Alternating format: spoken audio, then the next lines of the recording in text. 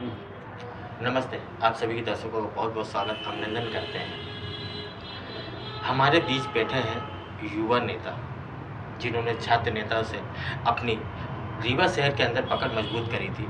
आज उन्हीं से पूरी जानकारी लेते हैं कि किस तरह से इन्होंने अपने छात्र नेता से अपना जीवन चालू किया था और नेता से लेके अभी तक का सफ़र क्या रहा।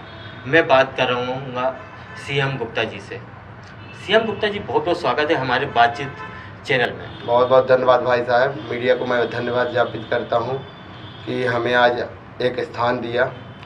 सीएम जी, आपसे एक सवाल पूछ रहा हूं कि आपके छात्र नेता किस सन से आपने नेतागिरी चालू करी थी? आप? मैं सन 2009 से विद्यार्थी परिषद से नेतागिरी शुरू की थी, जिसमें छात्र के मुद्दाओं को लेके, जैसे अपने सबसे प्रमुख होता है शिक्षा।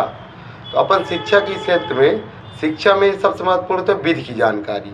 जो रीवा जिले संभाग में एक ही रेगुलर कॉलेज था, जिसको मान्यता भी रद्द करने की व्यवस्था हो गई थी 2010 में।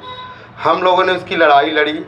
माननीय शिवराज सिंह को 2011 में वाई पट्टी में हमने एक ही चीज़ बोली थी, अगर रीवा को लॉ कॉलेज को रेगुलर प्रोफेसर नहीं दे सकते तो आप कुछ नहीं कर सकते।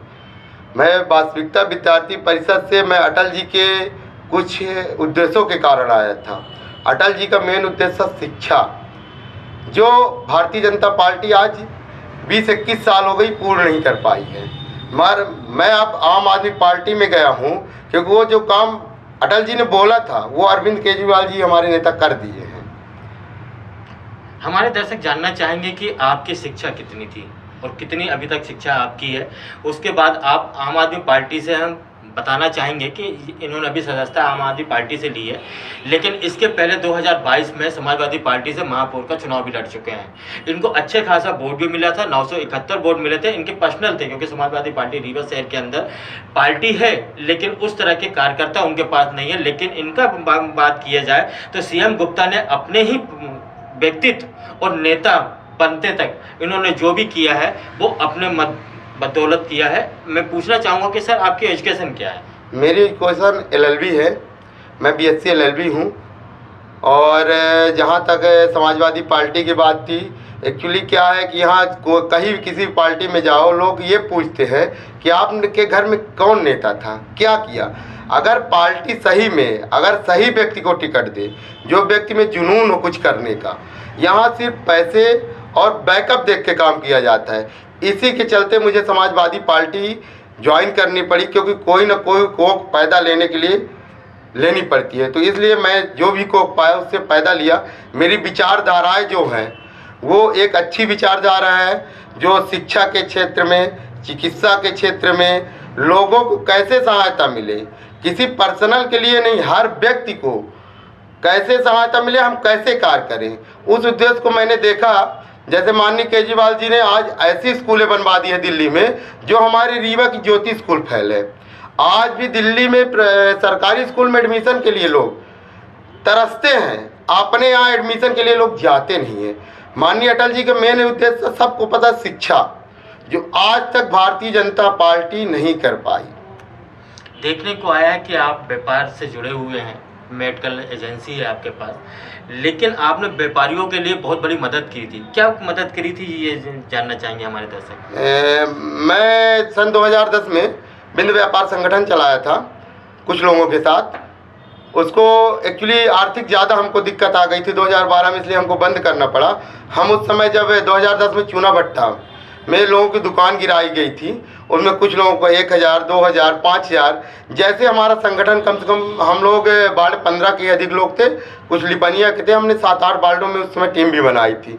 उससे हम लोगों ने सबसे मत इकट्ठा किया था, किसी को 5000, किसी को 1000, किसी को 2000। आज भी मेरी भावना है, अगर मुझे रीवा में MLA सीट में जगह मिलती है, अगर मैं विधायक बन के आता हूँ, तो मेरा पहला उद्देश्य होगा कि मैं किसी पार्टी का वेट नहीं करूंगा, मेरी सरकार बने। मुझे जन सेवा करनी है, मैं जन सेवा करने उतरा हूं। मैं अपनी सैलरी का कुछ अंश 50% महंगाई या किसी अच्छे कार्य में जनता के फैसले के साथ अपना सैलरी दान करूंगा, जो अभी तक किसी नेता ने नहीं किया है। और मुझे उम्मीद है कि मैं ऐसे कार्य करूंगा कि अगर एक मौका मिला तो अगली बार कोई नेता नहीं आएगा, ये बेटा आएगा। विद्यार्थी परिषद रहते हुए आपने अपने ही सरकार के ऊपर एक लगाया था कि रीवा में लॉ कॉलेज में प्रोफेसर नहीं है, वो पूरा क्या मामला था? मामला ऐसा था कि लॉ कॉलेज में पूरे ढाक के टीचर रहते थे। हम लोग जब जाते थे तो उनको सिर्फ सिग्नेचर करके और अपनी फीस ले लेते थे। उनसे अगर बात की जाए तो वो कहते कि हमको हटवा दो। तो हम लोगों ने पहले पीरियड बाई पीरियड एप्लीकेशन देना शुरू किया।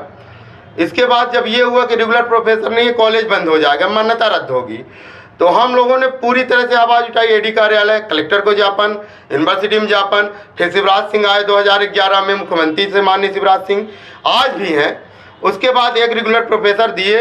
अब रीवा में लॉ कॉलेज में कई रेगुलर प्रोफेसर हैं और रीवा की मान्यता अब नहीं रद्द होगी। ये हमारे लिए बहुत बड़ी जीत है। मैंने शुरुआत की थी, इसके लिए मैं गर्वित करता हूँ कि बिंद क्षेत्र में एकलौता लॉ कॉलेज है जो रेगुलर है और उसकी मान्यता अब रद्द नहीं होगी। जैसे कि आपने बताया कि हमारे घर से कोई नेता नहीं हुआ, तो क्या आपको लगता है कि नेता होते तो जिस तरह से कांग्रेस और भाजपा के लोगों को टिकट मिल जाती है तो आपको भी टिकट मिल जाती है, आप इतना संघर्ष क्यों करते हैं? जो व्यक्ति संघर्ष करता है वही आगे बढ़ता है। बाकी बैकअप वाले व्यक्ति कुछ दिन के लिए रहते हैं। जमीन का जो व्यक्ति होगा, जो झोपड़ी में रहेगा, वो झोपड़ी का दर्द जानेगा। मैं सन 1996 में झोपड़ी में भी रहा हूँ कुछ अपारण कारणों से, और मैं हर व्यक्ति का दर्द इसलिए समझता हूँ क्योंकि मैंने नीचे से काम किया है। ज़रूर मुझे संगठन एक ऐसा नहीं मिला जिससे मैं आगे बढ़ सकूँ, क्योंकि व्यक्ति अकेले कुछ नहीं कर सकता, बैनर और व्यक्ति दोनों होते तभी एक अच्छा काम होता है। मैंने एक अच्छा बैनर तलाशने की कोशिश की है। मुझे उम्मीद है कि पार्टी संगठन एक सही निर्णय लेगी, एक सही व्यक्ति को अगर लाती है। संगठन में मुझे टिकट दिया ना दिया, मगर अगर एक सही व्यक्ति को लाएगी तो सीएम गुप्ता जैसे अपने लिए काम करेंगे वैसे पार्टी के लिए काम करेंगे। जैसे कि आपने बताया कि आप आदमी पार्टी से आप जुड़े, अभी कुछ दिन पहले ही आपने सदस्यता ली।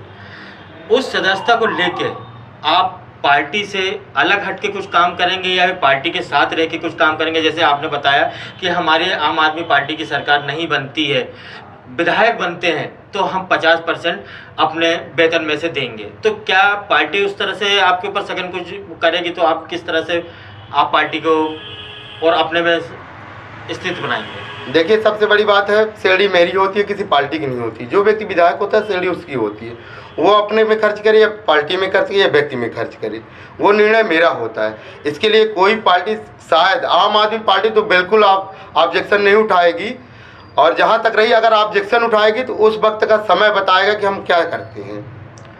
देखने को मिला है कि रीवा शहर में कुछ नाम चर्चित हैं जो 2003 से चुनाव अभी तक जीते आ रहे हैं। 2018 का भी चुनाव जीत गए, 2023 में भी उनके ही आदमी आ रहे हैं। भाजपा से एक ही नाम चल रहा है, कांग्रेस से 5 नाम चल रहे हैं, लेकिन आम आदमी पार्टी किस तरह से टिकट देती है, जनता से जानना चाहेगी कि किस बेस पे टिकट दी जाएगी। अभी तक तो आम आदमी पार्टी एक आम आदमी को टिकट देती है, यही जाना गया है। अभी तक तो अपने को ऐसा कोई जानकारी नहीं मिली कहीं किसी तरह मत लगता है या कुछ भी लगता है। और जहाँ तक रही बात भारतीय जनता पार्टी के 2003 से लगातार विधायक रहे, वो भी पहले पूर्व के कांग्रेस के विधायक, कांग्रेस पार्टी से बिलोंग करते थे। आज भी भारतीय जनता पार्टी पूरी कांग्रेस में हो गई है। व्यक्ति पूरे जो भी हैं कांग्रेस और बीजेपी यही खेल खेल रहे हैं। आप जितने भी विधायकों का नाम लें, आप पुरानी हिस्ट्री देखें, वो कहीं ना कहीं दूसरी पार्टी से बिलोंग करते हैं। भारतीय जनता पार्टी अपने व्यक्तियों को टिकट नहीं दे पाई है। भारतीय जनता पार्टी अपने ज़मीन के लोगों को भूल गई है। अगर वो ज़मीन के लोगों को और अपना उद्देश्य न भूलती तो आगे बढ़ती। अगर यही आम आदमी करेगा तो वो भी कहीं ना कहीं मात खाएगी। सीएम गुप्ता जी, आपसे सिर्फ एक सवाल निष्पक्ष चाहता हूँ, क्या आम आदमी पार्टी आपको टिकट देती है तो रीवा की जनता को क्या क्या उपहार मिलेगा? किस तरह से जनता को पानी की समस्या है यहाँ पे, जल कर की समस्या है यहाँ पे, यहाँ तक कि कांग्रेस के महापौर जो बने हुए थे उन्होंने कर की बात करी थी, लेकिन अभी तक इतने साल हो गए लेकिन अभी तक कर की बात नहीं हुई और ना कर कम किया गया। क्या आपको आम आदमी पार्टी से टिकट मिलती है और आप जीतते हैं तो सबसे पहले हमारे रीवा वासियों के लिए आपको सबसे बड़ा सौगात क्या देंगे? मैं सबसे बड़ी सौगात मैंने बोल दिया, जो मेरे बस में रहेगी सैलरी।